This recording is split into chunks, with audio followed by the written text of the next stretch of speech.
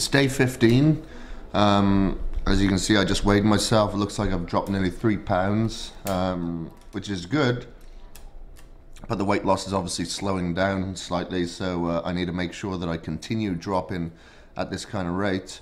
So I'm going to be finally making some changes to my diet and to my program now. So the first thing that I'm going to do, I'm not really going to increase my cardio time, but what I am going to do is start doing twists at the end of my cardio. It'll probably take about, say, 4 or 5 minutes on the end of my cardio where I'm going to do twists. I'll do 150 in the morning, I'll do 150 at my PM cardio as well. So what this does is it actually helps bring the skin in tight around the waist. So obviously I started this thing with quite a big belly, and when I diet down I don't want loose skin, I want it tight, so it's got to, you know, basically squeeze in the crevices of the abs that'll be waiting there at the end. What I'm going to do is just twist really fast, holding the abs really tight, bringing that skin in really tight. I can normally guarantee about an inch and a half of less skin sag in a month of doing this. So I'm counting just on one side. So 69, 70, 71, 72, 73, keeping my hips straight and keeping my abs tight as possible, squeeze my abs. So the only thing that stops you from swinging right around is your obliques. So you're working your obliques as well. I prefer to work my obliques doing twists instead of doing some sort of crunching movement, because I don't want to build up my waist and my obliques, you know. Another change that I'm going to be making to the diet is with my breakfast now, instead of having a cup and a half of oats, I'm just having 1 cup. The meals throughout the day, they're the same, except for the last meal, I'm totally eliminating complex carbs and replacing them with fibrous carbs. So instead of having rice or potato at night with my chicken or steak or whatever it may be, I'll be having broccoli instead. So it's less calories, just a little bit more fiber. I'm not going to need those calories now late at night. Initially, I just had them to keep the metabolism going. Mentally, I feel the same, I feel good. Fatigue hasn't set in yet. However, I can feel that I'm just slightly weaker in the gym, but that's to be expected. And I think that's about it. So keen to get this week over with. I just got back from LA a couple of days ago. Tomorrow I fly to New York, so it's more traveling, more stress on the body, but that's good. I can deal with it. You know, we just got to control the environment, make sure you got the meals in, and have to get up extra early to hit those workouts. That's it.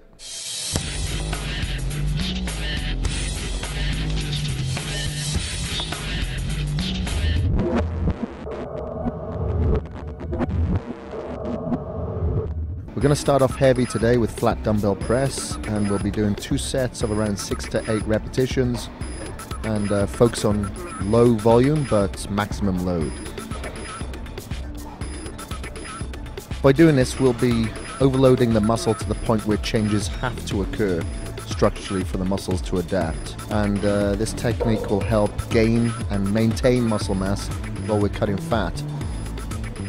And on pushing movements like this, I always like to go explosive and really heavy, especially on the compound movements. You know, on the pulling movements, it's a little bit more technical, but when it comes to pushing for triceps, shoulders, chest, I like to go a little bit heavier, a little bit more explosive. And as we progress throughout the program, you'll see my workouts continue to get more and more intense. Push it. Come on, come on. One more, come on, push it.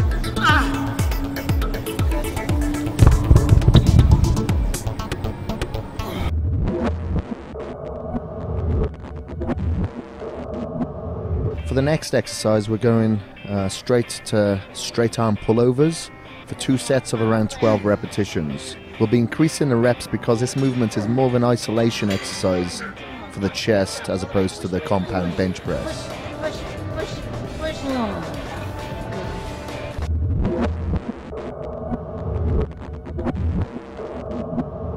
Next up is incline flies. And now that we're on to our secondary chest exercise, we're going to lighten the load a little bit and bring the reps back up to around 3 sets of 12 repetitions.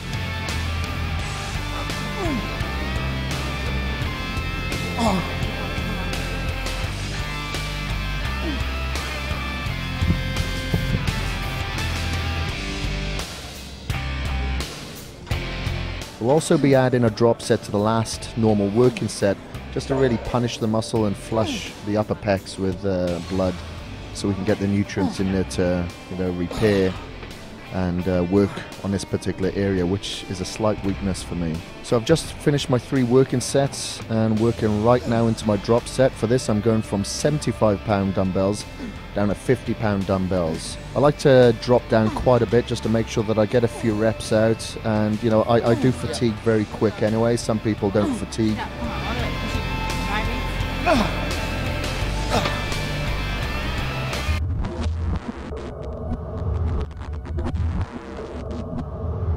Now on to rope overhead tricep extensions for 3 sets of around 15 repetitions.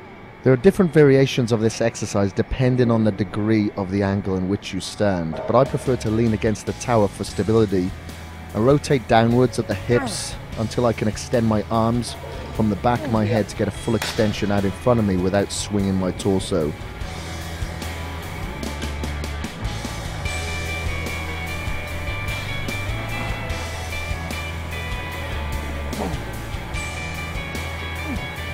I've decided to do a drop set on my second set here, so I'll finish off with a lighter weight, and I'll do the same for the third set as well, another drop set.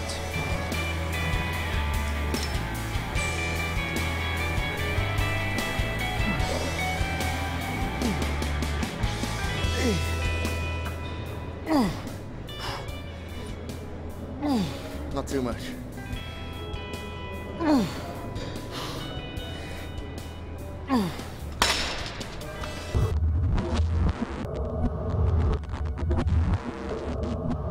We're going to continue to punish our triceps now with dips. If the bars are a little bit wide, I find that works a little bit more of the lower chest.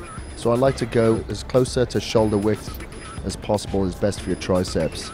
And we're going to be working around 3 sets of 12 repetitions. So after doing my warm-up set, I'll be adding some weight by using a dip belt. Since dips are generally just body weight, using a dip belt is a great way to make progress. If you find that you struggle on the first set with just your body weight, don't add a dip belt. Just continue with body weight sets until you become accustomed to it, and then as it gets easier, sure, you can add weight to a dip belt just to make it a little bit harder. So regardless of whether you add weight or not, you can use a spotter to help you get the force reps out just by supporting your shins and your ankles.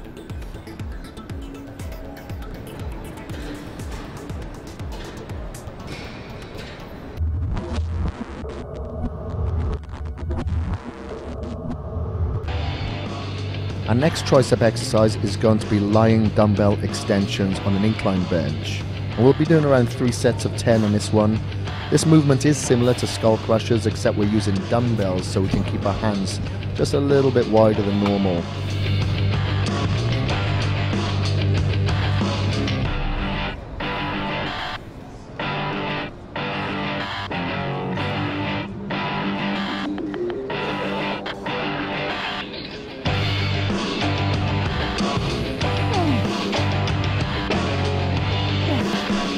So I'm really trying to obliterate my triceps now, so I'm going straight into a superset of close grip push-ups until failure. And as soon as I fail, I'm dropping to my knees and busting out a few more. I don't like to admit that I'm doing girly push-ups here, but I guess I'm caught on camera, so as you can see, that's exactly what I'm doing.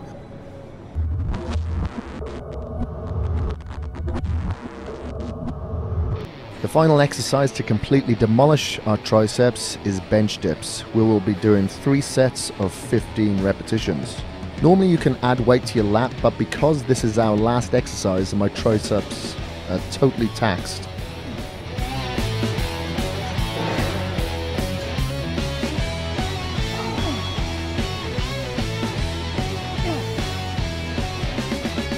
for this exercise, simply position 2 benches apart from each other to support your hands and your feet.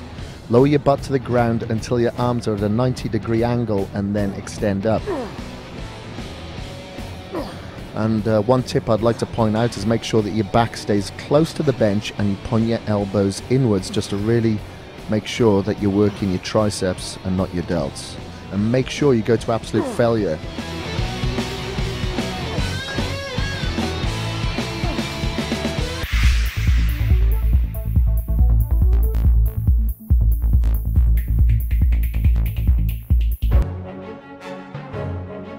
Want to look like a badass in a gym? Come back to see a great workout that will not only target your lats, but your abs at the same time.